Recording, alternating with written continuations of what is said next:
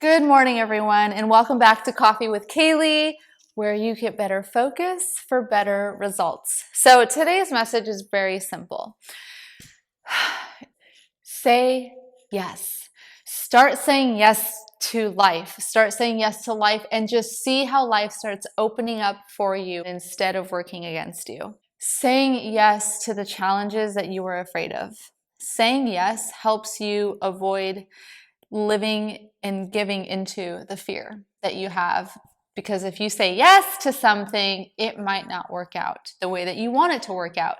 So start saying yes to things because you don't know what anything is going to amount to until you experience it. You have to say yes to then taking the next step. Yes to trying this. Yes to experiencing this.